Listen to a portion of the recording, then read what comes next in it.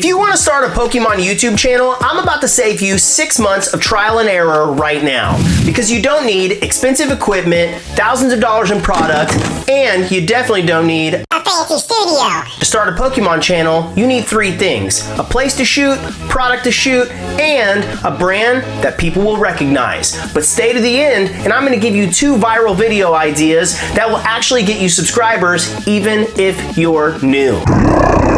First, you need a place to shoot your videos, and the good news is you can shoot content anywhere. Some of my best videos were shot outside or in a random place in my house, so don't let the perfect setup lie delay you.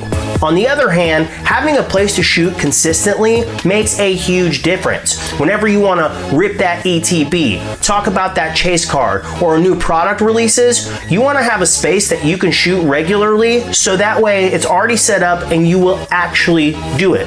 People don't fail because they're not talented. They fail because setting up feels like this entire event. Okay, so here's my setup to show you, just so you know it doesn't have to be overcomplicated.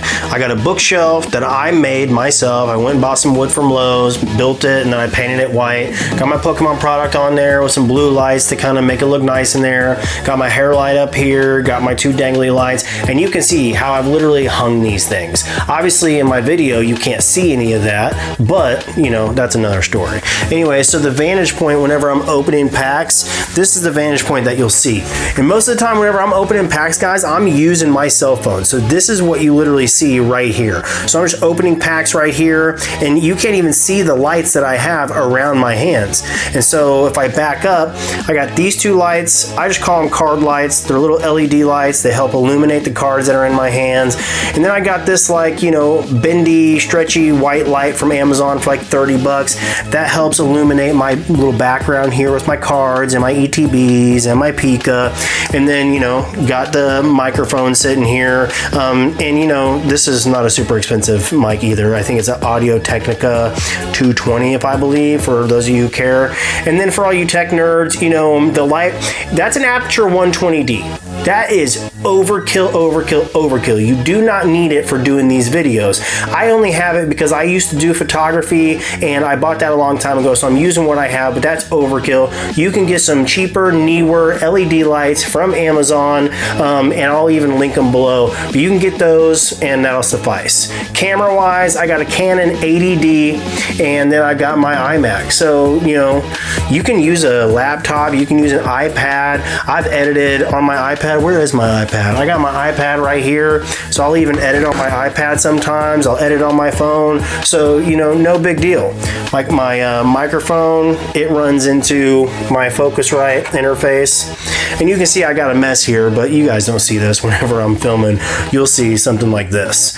But anyways, yeah, that's it. All you need, a desk and a shelf and a handful of products, and bada bing bada boom, you're in there like swimwear. So once you have a place to shoot, now you need something to shoot. And the second thing you need is Pokemon products, and there's 2 reasons. You need background credibility and you need content fuel. It's ideal to have Pokemon products behind you because people make up their mind in like 2 seconds. They need to instantly know, oh, this is a Pokemon channel.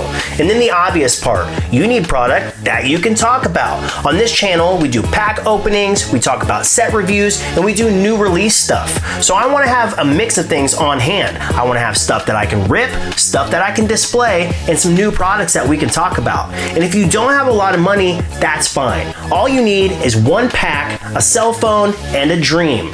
Use your cell phone to work on your camera angles and your on-screen personality and your commentary and stuff like that. Because I'll tell you, the best product in the world can't save bad content, but great content can make 1 Pokemon pack seem very exciting.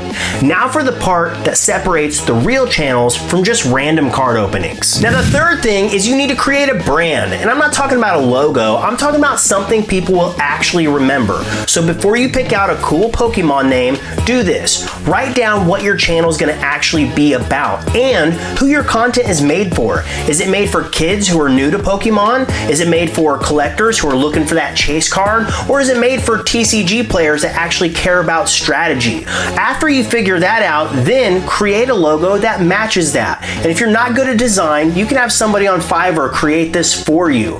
But here's a tip that you need to know. When you're creating your logo needs to be legible on a mobile device. And it also needs to be print and embroidery friendly. If it's not, then whenever your channel blows up, you won't be able to create merchandise, and I know you're probably gonna wanna do that, like hats and shirts and so on and so forth. So now you got a place to shoot, you got product to shoot, and you have a wicked cool brand. So I'm gonna give you the 2 viral video ideas that will actually get people to subscribe to your channel. So there's 2 video styles that help you get subscribers. You have value-driven videos and you have educational style videos. An example of a value-driven video is the video that you're watching right now, how to start a Pokemon channel. Because I'm helping you solve a problem, you'll subscribe because you want to keep getting the help.